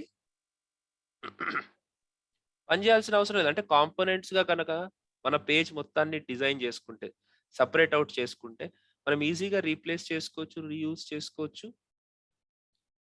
మెయింటైన్ చేసుకోవచ్చు. ఈ ఇదంతా కూడా మనకి పాసిబుల్ అవుతుంది. ఆ రకంగా మనము కాంపోనెంటైజేషన్‌ని అదే కాంపోనెంట్స్ గురించి అర్థం చేసుకోవచ్చు. ఓకే. సో, అలాగా రియాక్ట్‌లో మనం ఏమేమి నేర్చుకుంటామనంటే అసలు 1 సెకండ్ గైస్. నేను ఇంకొక పాయింట్ మర్చిపోయాను. ఈ ES6లో మాడ్యూల్స్ అనే ఒక కాన్సెప్ట్ వచ్చింది. ఓకే. సారీ. అది కూడా మనం డిస్కస్ చేస్తాం. రియాక్ట్‌లో కాంపోనెంట్స్. కాంపోనెంట్స్ అంటే ఎన్ని రకాల కాంపోనెంట్స్ ఉంటాయనంటే క్లాస్ బేస్డ్ కాంపోనెంట్స్. అలాగే ఫంక్షనల్ కాంపోనెంట్స్. అలాగే ప్యూర్ కాంపోనెంట్స్. అలాగే మనకి controlled components, uncontrolled components and smart components and dumb components. ఇన్ని రకాల కాంపోనెంట్స్ ఉంటాయి. వీటన్నిటిని మనం డిస్కస్ చేయాలి. ఓకే. ఒక్క ఫంక్షనల్ క్లాస్ ఒక్కటే కాదు. ప్యూర్ కాంపోనెంట్ అంటే ఏంటి? ఎందుకు ఉపయోగపడుతది? ఎలా ఉపయోగపడుతది? ఇవన్నీ మనం చూద్దాం. కాంపోనెంట్స్ తర్వాత మనం మెయిన్‌గా డిస్కస్ చేసుకునేది స్టేట్ ప్రాప్స్ అనే కాన్సెప్ట్ గురించి డిస్కస్ చేసుకుంటాం. ఓకే. అంటే ఒక కాంపోనెంట్ నుంచి ఒక కాంపోనెంట్‌లో ఉండే డేటాని స్టేట్‌లో మెయింటైన్ చేసుకోవాల్సి ఉంటుంది. ఒక కాంపోనెంట్‌లో నుంచి ఇంకొక కాంపోనెంట్‌కి డేటాని పంపించాలి అనంటే మనము ప్రాప్స్ అనే దాన్ని యూజ్ చేయాల్సి ఉంటుంది. ఇవి 2 ఎలా యూజ్ చేస్తాము? అక్కడ ఏం జరుగుతుంది? దీని తర్వాత the most important aspect refactoring. అదే ఇప్పుడు సెపరేట్ చేశాను అని చెప్పాను కదా! సెపరేట్ చేయడం లెవెల్ ఎలా ఉంటది అనంటే, ఇప్పుడు ఇదంతా ఒక కాంపోనెంట్‌గా మీకు కనపడుతుంది. ఇదంతా ఒక కాంపోనెంట్‌గా కనపడుతుంది. ఇదంతా ఒక కాంపోనెంట్‌గా కనపడుతుంది. ఇక్కడి నుంచి ఇదంతా ఒకటిగా కనపడుతుంది. కానీ రియాలిటీ ఏంటంటే, ఈ పైనున్న వీటిని ఆహ్, బ్రెడ్ క్రమ్స్ అంటాం. ఇది సెపరేట్ కాంపోనెంట్. దీని తర్వాత ఇక్కడ కనపడుతుంది కదా! మొబైల్స్ షోయింగ్ అనేది. ఇది ఒక సెపరేట్ కాంపోనెంట్. ఇక్కడ సార్ట్ బై పాపులర్, హై, లో ఇది ఒక సెపరేట్ కాంపోనెంట్. ఇదంతా కూడా ఒక సెపరేట్ కాంపోనెంట్. ఈ కాంపోనెంట్‌ని నేను రీయూజ్ చేసుకుంటూ వచ్చాను. దాంట్లో మళ్ళీ ఈ కమింగ్ సూన్ ఇక్కడ ఉంది గదా! ఈ ఇమేజ్ డిస్‌ప్లే చేసేది ఒక సెపరేట్ కాంపోనెంట్. ఇక్కడ నా మౌస్ ఇక్కడికి మూవ్ చేయగానే క్లిక్ చేస్తే ఆ! లాగిన్ చేయకపోతే ఇది రాదు. అక్కడ ఒక సెపరేట్ కాంపోనెంట్. నా మౌస్ ఇక్కడ దీని మీదకి మూవ్ చేయగానే ఇక్కడ కింద సో, ఇవన్నీ సెపరేట్ కాంపోనెంట్స్. దేవుడా! ఆ! మరి అప్పుడు ఆ సెపరేట్ కాంపోనెంట్స్ ఉన్నప్పుడు పైనున్న కాంపోనెంట్‌లో నుంచి ఆ చిన్న కాంపోనెంట్‌లోకి ఎట్లా పంపిస్తాం డేటాని? ఇప్పుడు ఇక్కడ హోనర్ హోలీ బ్లాక్ వైట్ 16 జీబీకి సంబంధించిన రివ్యూసే ఇక్కడికి రావాలి. ఆ డేటాని మనము ఆ కాంపోనెంట్‌కి పంపించకపోతే ఆ గ్రీన్ కలర్‌ది ముందుకెళ్ళడం, ఆ రెడ్ కలర్‌ది ఇట్లా ముందుకెళ్ళడం, 4.1 అని రావడం ఇవన్నీ జరగవు గదా! అర్థమైందా? అంటే మీరు కాన్సెప్చువల్‌గా ఆలోచించకండి. అక్కడ ఏం జరుగుతుందనేది అర్థమవుతుందా? ఆ! అవన్నీ చేయాలంటే మనకి కాంపోనెంట్స్‌ని చిన్న చిన్న ముక్కలుగా డివైడ్ జేసుకోవాలి. ఎప్పుడైతే చిన్న చిన్న ముక్కలుగా డివైడ్ జేసుకున్నామో డేటా అంతా పైన కాంపోనెంట్‌లో ఉంటుంది. లాజిక్ అంతా పైనుంటుంది. పెద్ద పేరెంట్ కాంపోనెంట్. ఆ డేటాని చిన్న కాంపోనెంట్స్‌కి పంపించాల్సుంటుంది. దానికోసం ప్రాప్స్ యూజ్ చేస్తాం. ఓకే. అలా నేను ఊరికే చెప్తున్నాను ప్రాప్స్. తర్వాత అలా చేయడాన్నే, అలా చిన్న చిన్న పార్ట్‌లుగా చేయడాన్నే రీఫ్యాక్టరింగ్ అని అంటారు. ఇది మోస్ట్ ఇంపార్టెంట్ యాస్పెక్ట్. నేను స్టార్ట్ చేసినప్పుడు జావా కోడ్ రాసేటప్పుడు నాకు ఆల్‌మోస్ట్ ఆల్ ఒక 3, 4 మంత్స్ వరకు ప్రతి మెయిల్ అంటే మా కోడ్ రివ్యూ అయినప్పుడు ప్రతి మెయిల్‌లో నాకు రెడ్ కలర్ లెటర్స్ వచ్చేవి. You have not refactored the code properly. అంటే కామెంట్స్ వస్తాయి గదా! You have not tested the code for these values అని చెప్పేసి ఒక 4 మంత్స్ తర్వాత నాకు వైట్ మెయిల్ వచ్చింది. వైట్ మెయిల్ అంటే దాంట్లో రెడ్ కలర్ లేదు. 4 మంత్స్ పట్టింది. ఓకే. టైం పడుతుంది. ఆ ఫీల్‌కి రావాలంటేనే టైం పడుతుంది. కంగారు పడకండి. బట్ అది ఎలా ఉంటదని చెప్పాలి గదా! నువ్వు కంపెనీకెళ్ళిపోయిన తర్వాత ఏందిరా అయ్యా ఇది అంటే కుదరదు కదా! అందుకని రీఫ్యాక్టరింగ్. ఓకే. సో, రీఫ్యాక్టరింగ్ అంటే ఏంటి? నేను మిమ్మల్ని భయపెట్టడానికి చెప్పట్లేదు. డెప్త్ ఎలా ఉంటదని చెప్తున్నాను. ఓకే. దాన్ని మీరు ఎలా చేయించాలి అనేది నా బాధ్యత. కంగారు పడకండి. ఓకే. రీఫ్యాక్టరింగ్ అంటే ఏంటి అనేది చెప్పాను. దాని గురించి మనం మేజర్‌గా డిస్కస్ చేస్తాం. తర్వాత లైఫ్ సైకిల్ మెథడ్స్. ఒక కాంపోనెంట్ మన కంప్యూటర్ బ్రౌజర్‌లోకి ఇలాగా లోడ్ అవుతుంది అనంటే, ఆ లోడ్ అయ్యే ప్రాసెస్‌లో మల్టిపుల్ స్టెప్స్ ఉంటాయి. ఆ కాంపోనెంట్ లోడ్ అవ్వకముందు, లోడ్ అవుతున్నప్పుడు, లోడ్ అయిపోయిన తర్వాత. దీన్ని 3 స్టేజ్‌లంటారు.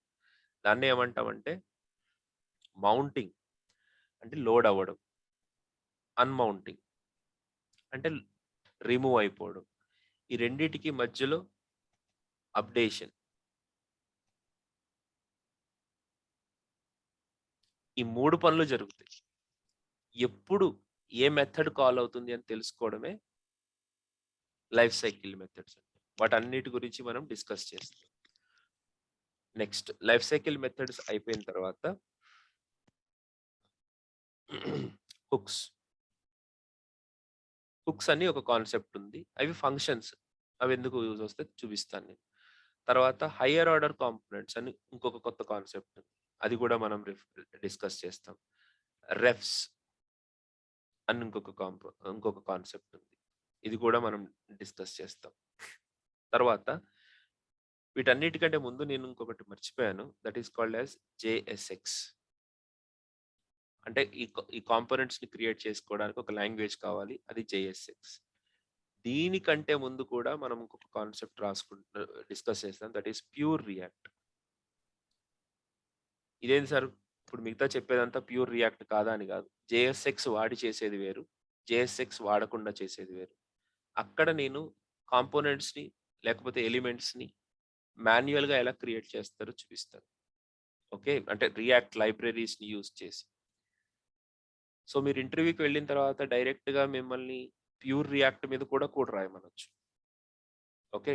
సో, అట్లా ఆ విషయాలు కూడా డిస్కస్ చేసిన తర్వాత ఇక్కడికొస్తాం మనం. ఓకే. తర్వాత కొన్ని కాన్సెప్ట్స్ ఉన్నాయి. అవి చెప్తాను. ఎర్రర్ బౌండరీస్ అని. తర్వాత పోర్టల్స్ అని 2 ఇష్యూస్ ఉన్నాయి. వాటిని డిస్కస్ చేస్తాం.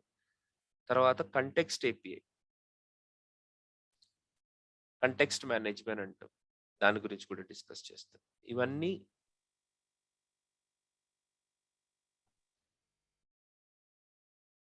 బేసిక్ రియాక్ట్‌కి సంబంధించిన concepts. Is it okay? React తోటి ఉన్న ప్రాబ్లమ్ ఏంటంటే బేసిక్‌గా మాత్రమే ఉంటది ఇది. ఏది? ఓన్లీ వ్యూకి సంబంధించిన ఫీచర్స్ మాత్రమే ఉంటాయి. కానీ ఇది కంప్లీట్ కాదు. రియాక్ట్ నేర్చుకోవడం అంటే రియాక్ట్‌తో పాటు మీరు ఫార్మ్స్‌ని హ్యాండిల్ చేయడానికి ఫార్మిక్ అని ఇంకొక ఇంకొక లైబ్రరీ వాడాల్సుంటది. అలాగే రౌటింగ్ చేయడానికి రియాక్ట్ రౌటర్ అని ఇంకొక సెపరేట్ లైబ్రరీ ఉంటది. ఇప్పుడు ప్రస్తుతానికి రౌటర్ 5 ఉంది, 6 ఉంది.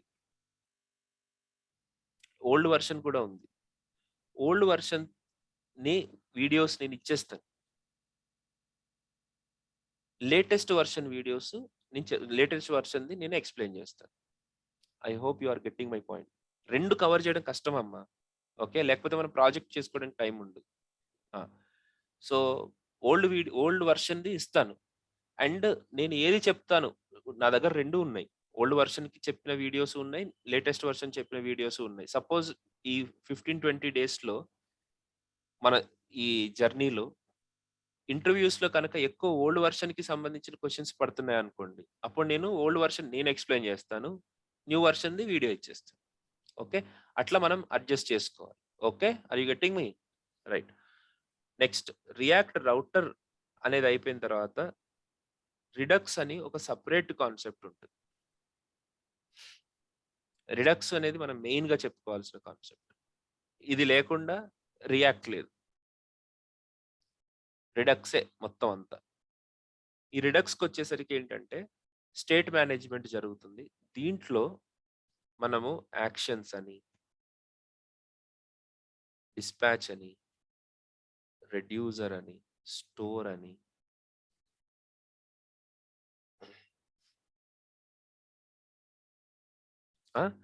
తర్వాత ఇవన్నీ బేసిక్గా నేర్చుకుని ప్రొవైడర్, కనెక్ట్, ఇవన్నీ నిన్న వాళ్ళ నాకు తెలిసి ఆ ఇంటర్వ్యూ చేసిన అమ్మాయి కూడా మన స్టూడెంట్ అయి ఉండొచ్చు. ఫ్లో ఎట్లుంటుంది అంటే ఇదే ఫ్లో కావాలంటే అడుగు. ఈ ఫ్లో తప్ప వేరే ఫ్లో రాదా? ఇదే ఫ్లో. సో ఇవన్నీ అయిపోయిన తర్వాత థంక్ అని అసింక్రోనస్ యాక్షన్స్ ని హ్యాండిల్ చేయడానికి థంక్ ఎలా వాడతారు అని చెప్తాం. తర్వాత సాగా యూజ్ చేసి ఎలాగ యూజ్ చేస్తారని చెప్తాం. తర్వాత రిడక్స్ టూల్ కిట్ అని చెప్పేసి ఒక కాన్సెప్ట్ ఉంది. ఆర్టిక్యాంట్. సో దీన్ని యూజ్ చేసి మనము ఈ రిడక్స్ ని ఎలాగ హ్యాండిల్ చేయాలి అనేది కూడా చూస్తాం. దీంట్లో అడ్వాన్స్డ్ లెవెల్లో మనం ఆలోచిస్తే సెలెక్టర్స్ అని అంటారు. తర్వాత రీసెలెక్టర్స్ అని కూడా, రీసెలెక్టర్ అని ఇంకొక కాన్సెప్ట్. ఓకే, ఇవి టోటల్ గా మనం నేర్చుకునే కాన్సెప్ట్స్ దేంట్లో, రియాక్ట్ లో. ఓకే, దెన్ నేను కానీ లేకపోతే మన Dhritiman sir is very good with testing. నా ప్రాజెక్టులు అన్నిటికీ ధృతిమన్ సార్ టెస్టింగ్ రాస్తారు. అంటే మన ఆఫీస్లోనే ఉంటారు ఆయన. సో ఆయన మీకు టెస్టింగ్ మీద క్లాస్ తీసుకుంటారు. ఓకే, ఆయన విపరీతంగా టచ్లో ఉన్నారు. నాకు ఆర్కిటెక్చర్ అయితే ఆయన టెస్టింగ్ అనమాట కంప్లీట్గా. సో ఆయన బేసిక్స్ నుంచి టెస్టింగ్ ఎట్లా చేస్తాం అనేది కూడా ఆయన మీతోటి డిస్కస్ చేస్తారు. దీని తర్వాత ఒక ప్రాజెక్ట్ చేసుకుంటారు, mostly e commerce project. Okay, కాకపోతే మన బెస్ట్ ఏంటంటే ఇప్పుడు నేను చెప్తున్న ప్రతి దాంట్లోనూ నేను ప్రాక్టికల్గా చేసి చూపిస్తాను మీకు. ఆ ప్రాక్టికల్గా నేను ఏమేమి చేసి చూపించాను అని మీకు తెలుసుకోవాలి అని అనుకుంటే ఈ యుఆర్ఎల్ని మీరు తీసుకోండి, stackbuilds.com/@manumitsacademy తీసుకుని నేను ఇప్పుడు చాట్లో పెడుతున్నాను, మీకు వస్తుంది కావాలనుకుంటే. ఇది మనల్ని ఎవరిని అడిగినా చెప్తారు, కొన్ని రోజుల తర్వాత ఇక మీకు అది నోటెడ్ అయిపోతుంది. ఈ పర్టికులర్ వెబ్సైట్ మన పేజ్ అన్నమాట. సో ఇప్పుడు ప్రతి చిన్నదాన్ని నేను దీంట్లోనే ఎక్స్ప్లెయిన్ చేసి చూపిస్తాను. ఇప్పుడు ఫార్మిక్ గురించి చెప్తున్నాను ఒక బ్యాచ్కి. ఓకే, సో ఫార్మిక్లో రిజిస్ట్రేషన్ కాంపోనెంట్ క్రియేట్ చేసి రిజిస్ట్రేషన్లో ఏమేమి ఎర్రర్స్, ఇవన్నీ వ్యాలిడేషన్స్ ఇవన్నీ చేసుకుని చూపించాను. ఓకే, దీన్ని నేను స్టైలిష్గా చూపించను. ఓకే, మెయిన్లీ మన అప్రోచ్ ఏంటంటే మినిమలిస్టిక్ అప్రోచ్ అమ్మా.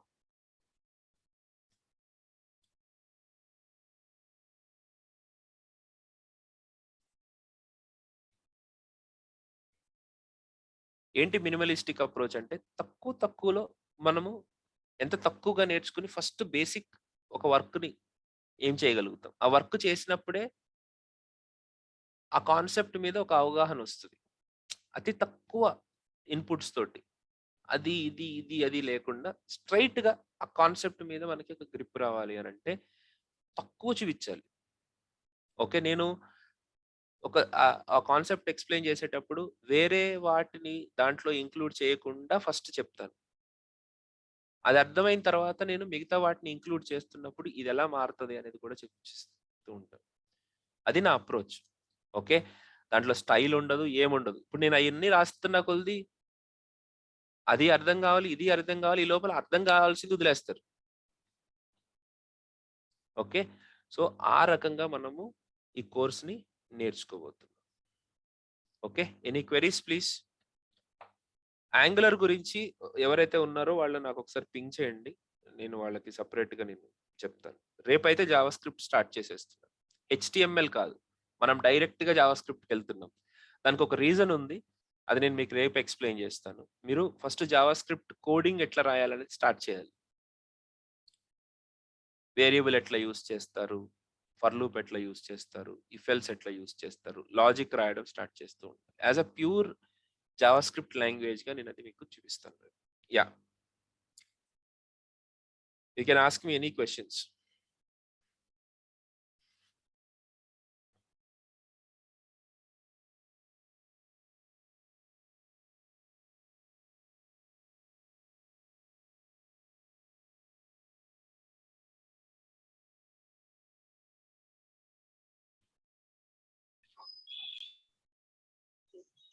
Sir, this regarding project architecture, I'm getting calls. Actually, I'm working as a Python developer, and so architect means it is a senior level. అవునండి, ఆర్కిటెక్ట్ లెవెల్ కి ఈ course కాదు. Okay, architects చాలా వేరే వెబ్సైట్ల గురించి discuss చేయండి. దీంట్లో నేను ఒక 2 to 4 years 2 years ఎక్స్పీరియన్స్ వాళ్ళని టార్గెట్ చేసి చెప్తున్నాను. ఒకవేళ నేను ఆ లెవెల్లో చెప్పాలని కనుక మైండ్లో పెట్టేసుకుంటే మిగతా వాళ్ళందరూ they will go up. Okay, so ముందుగానే చెప్తున్నాను, ఒకవేళ ఆ లెవెల్ ఎక్స్పెక్టేషన్స్ ఉంటే ఐఎమ్ సారీ. ఓకే, రికార్డ్ కూడా. యా, లేదు సార్, మామూలుగా మేము ఇప్పుడు అయితే 2 to 3 years ఎక్స్పీరియన్స్ క్లెయిమ్ చేయడానికి, నేను పైథాన్ డెవలపర్, రియాక్ట్ మీద ఎప్పుడు వర్క్ చేయలేదు, నేర్చుకుందామని ఇక్కడ ఇంట్రెస్ట్. Yeah, yeah, yeah. అదేనండి, అంటే ఇప్పుడు ఆర్కిటెక్చర్ ఎలా చేస్తాము, దానికి సంబంధించిన చాలా ఇష్యూస్ ఉంటాయి అన్నమాట. ఇప్పుడు డైరెక్ట్ గా మీరు ఆర్కిటెక్ట్ రోల్లోకి వెళ్ళాలి అని అనుకుంటే ఈ కోర్స్ కాదు. ఇప్పుడు సీనియర్ డెవలపర్ రోల్ వరకు వెళ్ళగలుగుతారు మీరు ఇది Okay. నేర్చుకుని. డెవలపర్ ఆర్ సీనియర్ డెవలపర్, లీడ్లు, మేనేజర్స్ వీటికి వెళ్ళడం అయితే కాదు. ఓకే, లీడ్ అని అంటే ఇంకా చాలా క్లారిటీ కావాలి, చాలా ఇష్యూస్ ఉండాలి. ఒకవేళ మీరు డిస్కస్ చేస్తారంటే I'm very much open to you. కానీ క్లాస్ మాత్రం నా ఇంటెన్షన్స్ అన్ని ఫస్ట్ ఎవరైతే ప్లేస్మెంట్ కాకుండా ఉన్నారో వాళ్ళకి ప్లేస్ చేయడం. రెండోది, మీకు లాగా ఏదన్నా వేరే టెక్నాలజీలో వర్క్ చేస్తూ రియాక్ట్ మీదకి స్విచ్ కావాలనుకునే వాళ్ళకి ఈ కోర్సు చాలా ఉపయోగపడుతుంది. ఓకే, ఇంటర్వ్యూ క్లియర్ చేయడం అయితే no doubt, I'm sure of it. Only concern ఏంటి అని అంటే మీరు అంతకంటే ఎక్కువ అంటే మాత్రం ఈ కోర్స్ తోటి అవ్వదు. ఓకే, ఒకవేళ ఏమైనా ఫ్యూచర్లో వీకెండ్ సెషన్స్ ఏమైనా స్టార్ట్ చేస్తే అప్పుడు మీకు అదే అప్పుడు ఆర్కిటెక్చర్ గురించి వాటి గురించి డిస్కస్ చేయగలుగుతాను. కానీ our major focus is to make people write code and develop applications and understand applications and work with applications on React. అది మన కోర్స్ ఇష్యూ. డిజైన్ చేయడం అనేది ఉంటుంది. ఇప్పుడు ఫర్ ఎగ్జాంపుల్ ఈ-కామర్స్ అప్లికేషన్స్ ఉన్నాయనుకోండి, వాటికి ఒక ఆర్కిటెక్చర్, దానికి ఒక డిజైన్ ప్యాటర్న్ ఉంటుంది. ఓకే, అది టూ హెవీ. దాంట్లో బెస్ట్ ప్రాక్టీసెస్, వాటికి సంబంధించిన ఫ్లో సపరేట్గా ఉంటుంది. సపోజ్ ఇప్పుడు మీరు ఒక సోషల్ నెట్వర్కింగ్ వెబ్సైట్ తయారు చేయాలనుకోండి, దాని ఆర్కిటెక్చర్ వేరు. దాంట్లో కావాల్సినటువంటి 1 సెకండ్ కొద్దిగా కింద పెట్టితే, సారీ అండి, 1 సెకండ్. సో అట్లా దానికి ఆన్ చేయవాలి. దానికి రకరకాల నీడ్స్ ఉంటాయి అన్నమాట. ఇప్పుడు మీరు రీటైల్ కానీ లేకపోతే ట్రాన్స్పోర్టేషన్ ప్రాజెక్ట్స్ కొన్ని ఉంటాయి, హెల్త్ కేర్ డొమైన్, వీటికి మనం ఫాలో అవ్వాల్సిన ప్యాటర్న్స్ వేరు, అది వేరే. But up to senior level, senior developer level, yes, our course is very much useful. Yes, మీరు అంటే ఏమైనా ప్లాన్ ఉందా అంటే అది ఆర్కిటెక్ట్ లెవెల్ ట్రైనింగ్ ఇవ్వడానికి? ఉంటుంది కానండి, దాని కాస్టేజ్ ఎక్కువ, and more over minimum 10 to 15 members కావాలి నాకు. ఓకే, నేను ఒక ఆర్కిటెక్ట్ కన్సల్టేషన్ తీసుకుంటే ఆల్మోస్ట్ 5 to 10 lakhs ఛార్జ్ చేస్తాం ఒక కంప్లీట్ ప్రాజెక్ట్ ని డిజైన్ చేసుకోవడానికి. అది నేను వేరే వాళ్ళకి ఇవ్వాలి అని అంటే ఆ లెవెల్ ఆఫ్ వర్త్ ఉన్నప్పుడే నేను ఇస్తాను. ఊరికి అంటే కష్టం అవుతుంది అది, అట్లా ఏమనుకోకండి. This is the fact. Okay, yeah, okay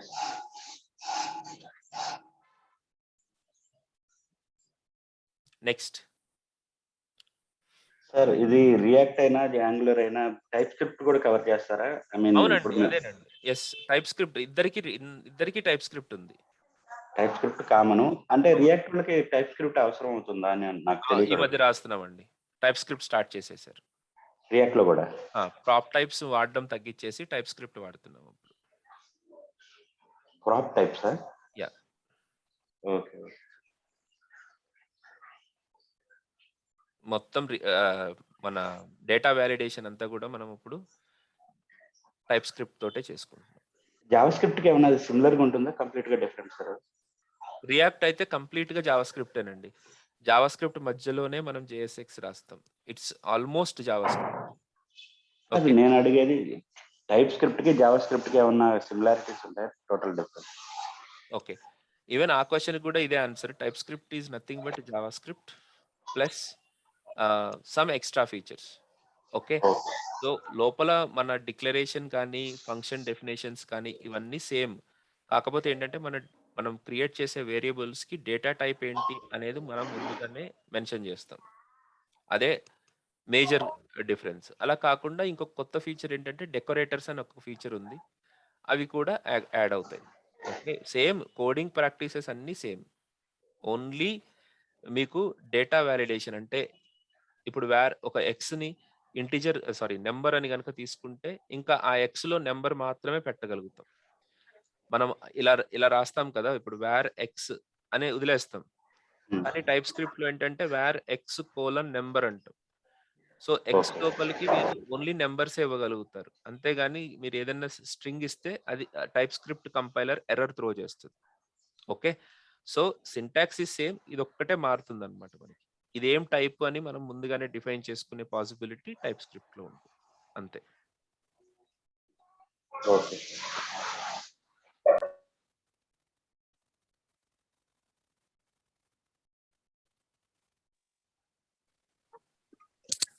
sir web application, single page application చెప్పారు కదా డిఫరెన్స్. అవునండి. నేను ఇంకొకటి చూసాను యాక్చువల్‌గా బ్లేజర్ అప్లికేషన్స్ అని. ఆహా! డిఫరెన్స్ ఏంటి సార్? హ్మ్. నేను కూడా ఒకసారి పూర్తిగా చూసిన తర్వాత చెప్తానండి. ప్రోగ్రెసివ్ వెబ్ అప్లికేషన్స్ అని, బ్లేజర్ వెబ్ అప్లికేషన్స్ అని ఇప్పుడు కొత్త కొత్త కాన్సెప్ట్స్ వస్తున్నాయి. వాటిని నేను ఒకసారి చూసిన తర్వాత మీతో డిస్కస్ చేస్తా. ఇప్పుడు అన్నెసెసరీ స్టేట్మెంట్ ఇవ్వలేను. ఒకసారి నేను దాన్ని చూస్తాను. ఓకే. నేను ఎక్కువ పాస్ ఆన్ అవ్వలేదు వాటిలో నుంచి. Okay okay. Sir. No definitely problem. మనం రేపు గాని, ఎల్లుండి గాని discuss thanks.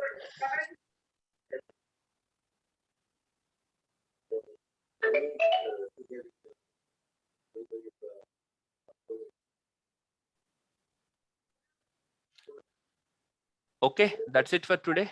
See you tomorrow with JavaScript. రేపు మనం జావాస్క్రిప్ట్ గురించి డిస్కస్ చేద్దాం. ఓకే.